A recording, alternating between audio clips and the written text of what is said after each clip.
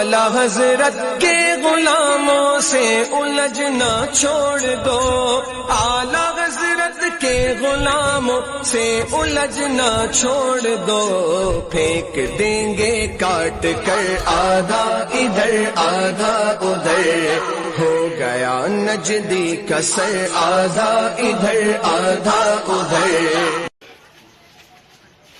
حاضر و ناظر، یہاں جس ذات کے لیے یہ لفظ استعمال ہو رہا ہے وہ کوئی اور نہیں بلکہ ہمارے نبی پاک، ہمارے آقا اور مولا جناب احمد مجتبی محمد مصطفیٰ صلی اللہ تعالی وسلم کی ذات مبارک۔ سب سے پہلے حاضر و ناظر یہ لفظ کو سمجھنا ضروری ہے، کیونکہ اہل سنت میں، عوام اہل سنت کا سب سے بڑا ایک پرابلم یہ ہے کہ وہ اپنے عقائد سے پوری طرح واقف نہیں۔ عقائد کے تعلق سے جو اصطلاحیں ہمارے ہاں بیان کی جاتی ہے، جو اصطلاحیں بولی جاتی ہے، اس کے معنی، مفہوم، مطالب، ان کی اصل سے واقف نہیں۔ نتیجہ یہ ہوتا ہے کہ کوئی بھی جماعت کا آتا ہے اور اہل سنت کے عقیدے پر حملہ کر کے کچھ بھی سبق سناتا ہے، سنی لوگ، سنی عوام اس کو سمجھ کر، سن کر مان لیتی ہے کہ جو کچھ کہہ رہا ہے صحیح کہہ رہا ہے، اور اس کی بات کو قبول کر دیتی ہے۔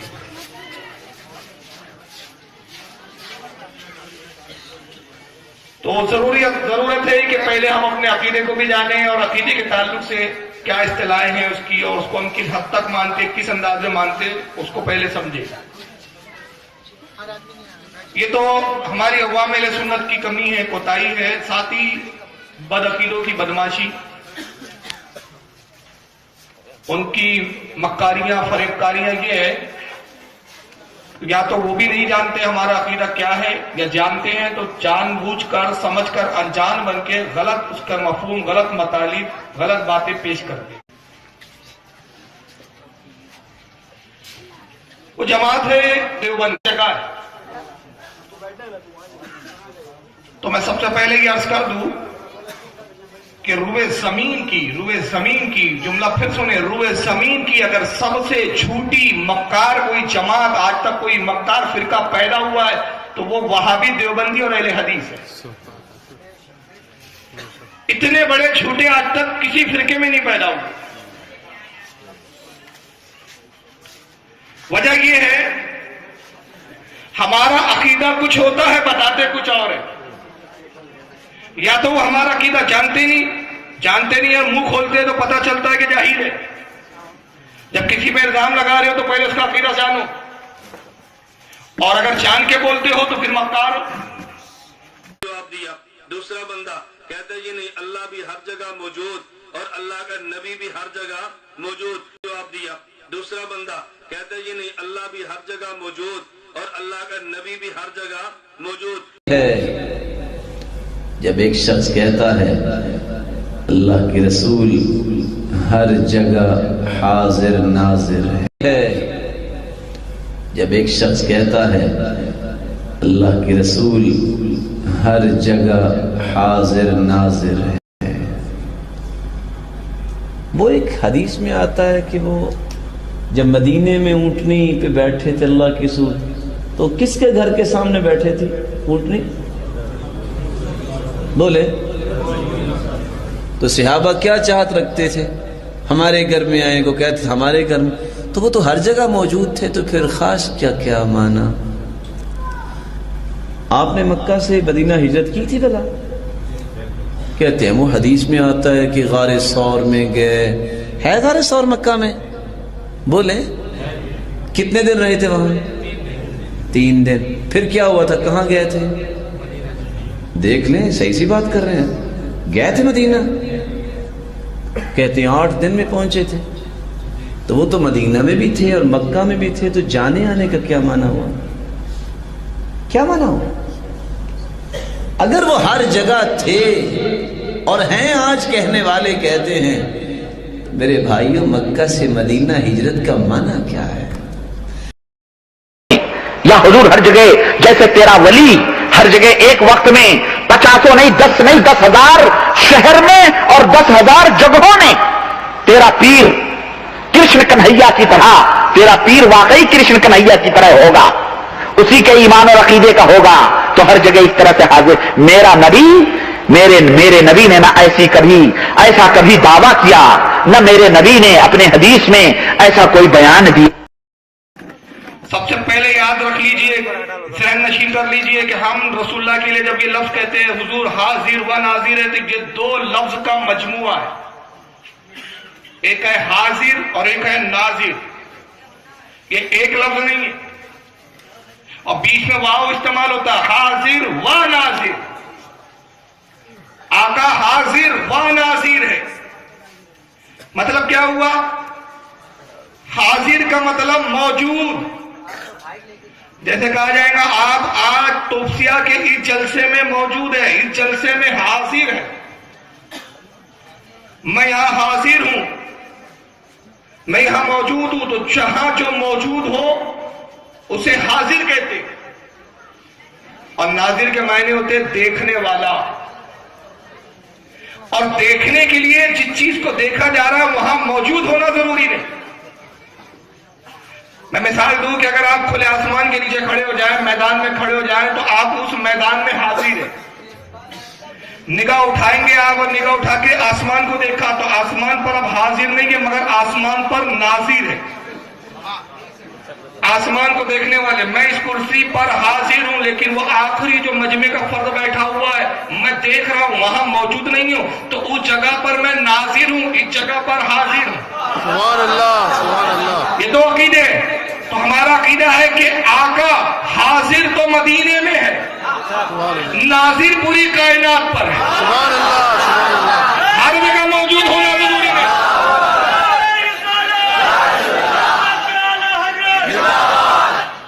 حاضر مدینے میں، اپنی راجدھانی میں، مگر وہاں سے نگاہ اٹھائے تو کوئی شے، کوئی چیز نبی سے چھپی نہیں ہے. نبی اٹھائے نگاہ تو جنت کو بھی دیکھے، جنت کے لوگوں کو بھی دیکھے، جنت کے فرشتوں کو بھی دیکھے. اور زمین پر جب نگاہ اٹھائے تو پورے زمین کے روئے چپے کے ایک ایک فرد کو، ایک ایک ذرے کو، درخت کے ایک ایک پتے کو، سب کو دیکھ سکتے ہیں.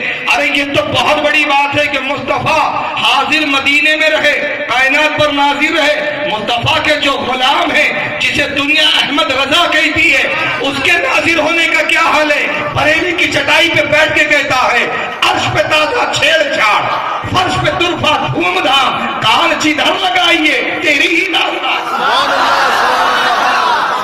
کیا سمجھا اس شعر کو آپ نے؟ اعلیٰ حضرت اپنا مقام بتا رہے ہیں ولایت کا. تعریف تو رسول کی بھی ہو رہی ہے، مگر پوشیدگی کے ساتھ اپنا مقام ولایت بھی بتا دیا. کہا کہ میرا مقام دیکھو، بریلی میں بیٹھتا ہوں، مگر جب نگاہ اٹھاتا ہوں تو عرش اعظم پر نگاہ پہنچتی ہے، تو وہاں دیکھتا ہوں کہ رسول اللہ کے ذکر کی فرشتوں میں چھیڑ چھاڑ چل رہی ہے. پھر اپنے کان کو جب میں متوجہ کرتا ہوں اور زمین کی طرف کان کو لگاتا ہوں تو زمین کے چپے چپے سے مصطفیٰ کے ذکر کی آواز آتی ہے. تو میرا ناظر اور حاضر ہونا دیکھو، حاضر بریلی میں ہوں، مگر ناظر یہ ہے کہ فرشتوں کی بھی چھیڑ چھاڑ کو دیکھ رہا ہوں. اور زمین پر جتنے جنات ہیں، جتنے انسان ہیں، جتنے چرند پرند ہیں، ان کی بھی آوازوں کو سن رہا ہوں. تو عرش پر تازہ چھیڑ چھاڑ، فرش پہ طرفہ دھوم دھام، کان جدھر لگائیے تیری ہی داستان ہے.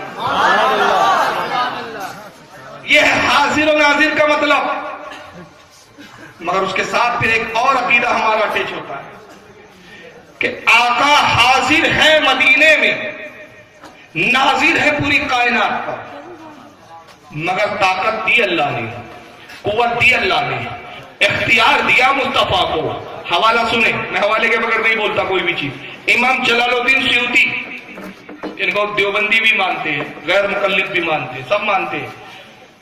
امام جلال الدین سیوطی اپنی کتاب شرح صدور میں فرماتے ہیں کہ اللہ نے رسول اللہ کو اور حضور کے کچھ مخصوص صحابہ کو یہ اختیار دیا، یہ قدرت و طاقت دی کہ جہاں چاہے، جب چاہے، جہاں جانا چاہے اپنے صحابہ کے ساتھ آقا تشریف لے جاتے ہیں. ایک مرتبہ میں بمبئی میں تقریر کر رہا تھا، اور وہ تقریر نیٹ پہ ڈلی ہوئی، آپ سنیے گا. بالکل دیوبند کے مدرسے کی دیوار سے اسٹیج لگا ہوا، ادھر بھی ہے. بالکل اسٹیج لگا ہوا تھا. تو کچھ دیوبندی مولوی حضرات کرسی پر بیٹھ کے تقریر سن رہے تھے پیچھے پردے کی آڑ میں سے.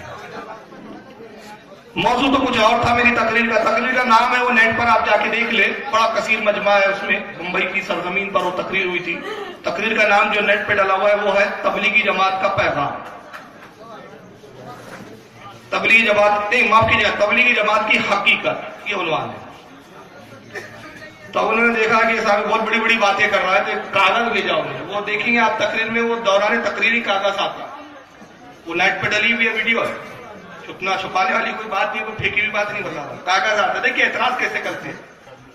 کہا صاحب آپ کاغذ پہ لکھا ہوا ہے, مولوی صاحب نے بھیجا وہاں سے, وہ خدا کے پوچھنے میں ڈر لگ رہا تھا تو کاغذ بھیجا. کہا کہ آپ تقریر کر رہے ہیں رسول اللہ کو علم غیب ہے, علم غیب کے موضوع پہ میں بول رہا تھا. تو علم غیب حاضر ناظر, جو حاضر ناظر ہو وہی غیب جانتا ہے, جو غیب جانتا ہے وہ حاضر ناظر ہوتا. تو رسول اللہ جب معراج پر گئے تو پھر زمین پر تو حاضر نہیں تھے, تو پھر حاضر و ناظر کا عقیدہ غلط ہو گیا. اور حضور اگر ہر جگہ حاضر ہے تو پھر معراج پہ جانے کی کیا ضرورت, وہاں بھی حاضر ہے. عرش پر جانے کی کیا ضرورت کہ وہاں بھی حاضر ہے.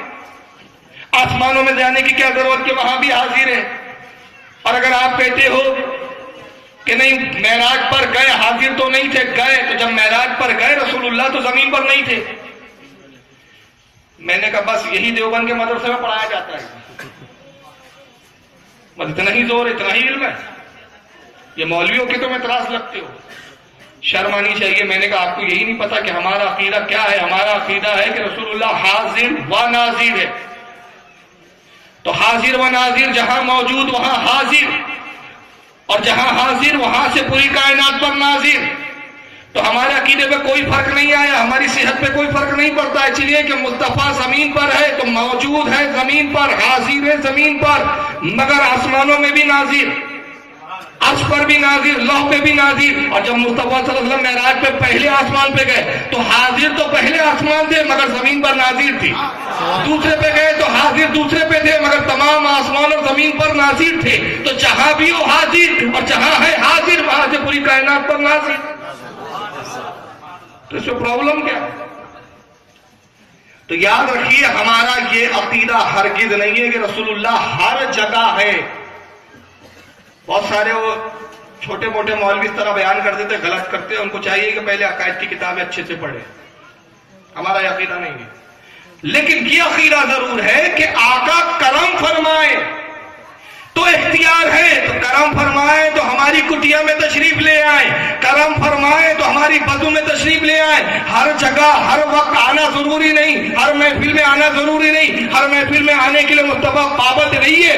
کرم فرمائے تو آ جائے, اگر کرم ہو جائے تو اس بزو میں آ جائے. اسی لیے ہم کہتے ہیں سنا ہے آپ ہر عاشق کے گھر تشریف لاتے ہیں, میرے گھر میں بھی ہو جائے چراغا یا رسول اللہ. رسول اللہ صلی اللہ علیہ وسلم کی یہ شان اور عظمت ہے کہ حضور حاضر و ناظر ہے. اور یہ اس لیے ہے کہ پیدا ہونے والی ذاتوں میں سب سے پہلی ذات رسول اللہ کی ہے. رب پیدا ہونے سے پاک, لم یلد ولم یولد, نہ اس نے کسی کو جنا نہ وہ کسی سے جنا گیا. رسول اللہ پیدائش کے اعتبار سے تمام مخلوقات میں سب سے پہلی مخلوق. کس چیز سے پیدا کیا اللہ رب العزت نے؟ نور سے. نور سے اس لیے پیدا کیا کہ زمین تھی ہی نہیں کہ مٹی لائے. انسان کی تخلیق 4 چیزوں سے کی, پانی, مٹی, ہوا, آگ. یہ چیزیں تھی ہی نہیں کہ مصطفیٰ کی تخلیق ہو, تو نور سے کیا. اور کس سے کیا ہم اس کی تشریح میں نہیں جاتے, صرف حدیث کے جو ظاہری الفاظ ہیں ہم اس کو تلاوت کر رہے ہیں کہ یا جابر ان اللہ خلق اللہ تعالی قبل الاشیاء نورا نبی کا من نور. اے جابر سن, حضرت جابر کی حدیث ہے یہ, اے جابر اللہ نے سب سے پہلے تمام چیزوں میں تیرے نبی کے نور کو اپنے نور سے پیدا کیا. مگر اس تعلق سے ہم یہ عقیدہ نہیں رکھتے کہ اللہ کے نور کا ٹکڑا ہے, جز ہے, ٹکڑا ہوا, ٹوٹا. امام زرقانی رحمت اللہ تعالی علیہ شرح الموہم میں فرماتے ہیں کہ جو یہ عقیدہ رکھے کہ رسول اللہ کے نور کا ٹکڑا ہے وہ کافر ہے. جو یہ عقیدہ رکھے کہ اللہ کا نور ٹوٹا اور اس سے مصطفیٰ بنے وہ کافر. اسی بات کو اعلیٰ حضرت نے بھی بیان کیا, اسی بات کو امام عبدالرحمن ابن چوزی نے بیان کیا, اسی بات کو امام جلال الدین سیوطی نے بیان کیا. متعدد علماء گھر کے اس پر اجماع امت. تو پھر اس کا مطلب کیا ہوا کہ اللہ نے اپنے نور سے پیدا کیا. تو علماء تعبیر کرتے ہیں کا مراد یہ ہے کیونکہ اللہ مادہ نہیں ہے, اللہ ٹکڑے ہونے سے پاک, اللہ کا جز بنے پاک, اس کا جز اس کے جدا ہو اس سے پاک, وہ مادہ نہیں, مٹیریل نہیں. تو مراد یہ کہ اللہ نے اپنے حبیب کو نور بنایا. کیسے بنایا؟ بغیر کسی مادے کے, بغیر کسی مثال کے, بغیر کسی سابقہ مادے کے, محض اپنی قدرت کاملہ سے نبی کے نور کو پیدا کیا. جیسے قرآن میں حضرت آدم کے بارے میں آتا ہے, اللہ فرماتا ہے وَنَفَخْتَ فِيهَا مِن رُوحِي, اور ہم نے آدم میں اپنی روح ڈالی. یہ قرآن میں. تو اللہ کی تو روح نہیں ہے, اللہ روح نہیں ہے کہ اللہ نے اپنی روح ڈالی تو معاذ اللہ کی روح کے ٹکڑے ہو گئے, حصے ہو گئے, جز ہو گئے. کیا مراد؟ تعویل صاف تعویل علماء نے بیان کی, اللہ نے اپنی قدرت سے آدم میں روح ڈالی. تو سب سے پہلے مصطفیٰ کا نور بنا.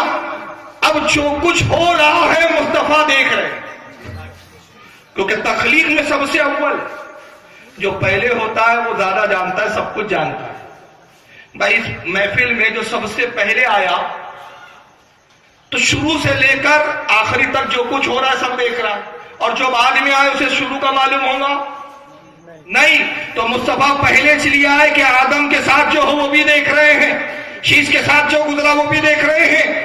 مصطفیٰ سب کچھ دیکھتے رہے. فرشتے بنے مصطفیٰ نے دیکھا, آسمان بنے مصطفیٰ نے دیکھا, مصطفیٰ نازل ہے پوری کائنات پر, کائنات بن رہی ہے مصطفیٰ دیکھ رہے ہیں, حتیٰ کہ آدم کی تکلیف. تمام مخلوق میں اب سب سے افضل مخلوق کو پیدا کیا جا رہا ہے آدم علیہ السلام. اور جب آدم کا ذکر کیا قرآن نے تو قرآن کہاں اترا؟ زمین پر. زمین پر سرکار تشریف لائے, قرآن اتر رہا ہے. تو پچھلے واقعوں کی یاد دلا رہا ہے اللہ اپنے حبیب کو, پچھلے واقعوں کا ذکر کر رہا ہے. پارہ نمبر 1 سورہ بقرہ آیت 30 میں ارشاد ہوتا ہے وَإِذْ قَالَ لِلْمَلَائِكَةِ إِنِّي جَاعِلٌ فِي الْأَرْضِ خَلِيفَةً. اللہ یہ نہیں کہہ رہا حبیب ہم نے جب آدم کی تخلیق کا ارادہ کیا تو فرشتوں سے کیا کہا ہم زمین پر خلیفہ بنائیں گے, یہ نہیں ہے. وَإِذْ قَالَ محبوب یاد تو کیجئے. یاد اسے دلایا جاتا ہے جو پچھلی باتوں کو دیکھ رہا ہو. آپ کسی کے ساتھ کہیں گئے, مثال کے طور پہ دلی گئے, وہاں پر ایک صاحب سے ملاقات ہوئی, وہ صاحب آپ کے ساتھ تھے, آپ کے دوست تھے, آپ گھوم پھر کے آ گئے. کلکتہ میں وہی صاحب ملے, انہوں نے دارو پیش کیا, آپ کے دوست کو یاد نہیں آ رہا تھا, آپ اپنے دوست سے کہتے ارے میاں یاد تو کیجئے دلی میں ملے تھے ان سے. تو مطلب پہلے دیکھا تھا تو کہا ہوا اس قال ربک للملائکۃ, اے حبیب یاد تو کیجئے جب آپ کا رب فرشتوں سے کہہ رہا تھا. تو جب فرشتوں سے کہہ رہا تھا آپ موجود تھے, آپ حاضر تھے, آپ ناظر تھے, اور فرشتوں سے ہم کیا کہہ رہے تھے انی جاعل فی الارض خلیفہ, کہ میں زمین پر ایک خلیفہ بناؤں گا. مصطفیٰ تھے. اور اس کے بعد دوسری جگہ آدم کا ذکر کیا, وہی پارہ 1 ہے سورہ بقرہ ہے آیت 34 میں 4 آیتوں کے بعد ذکر ہوتا ہے. اس درمیان میں بھی ذکر آیا کہ آدم کی ہم نے تخلیق کی, فرشتوں نے اعتراض کیا مولا اسے پیدا کریں گا جو زمین پر فساد پھیلائیں گا, فتنہ کریں گا. اللہ نے فرمایا جو میں جانتا ہوں تم نہیں جانتے. پھر آدم کو اللہ نے اسماء سکھائے, نام سکھائے چیزوں کے, یہاں تک کہ قیامت تک جتنی چیزیں پیدا ہونے والی ہے سب آدم کو بتا دیا, سب کے نام بتا دیے, وہ ساری چیزیں دکھا دی گئی. پھر اللہ نے فرشتوں سے کہا اب بتاؤ چیزوں کے نام.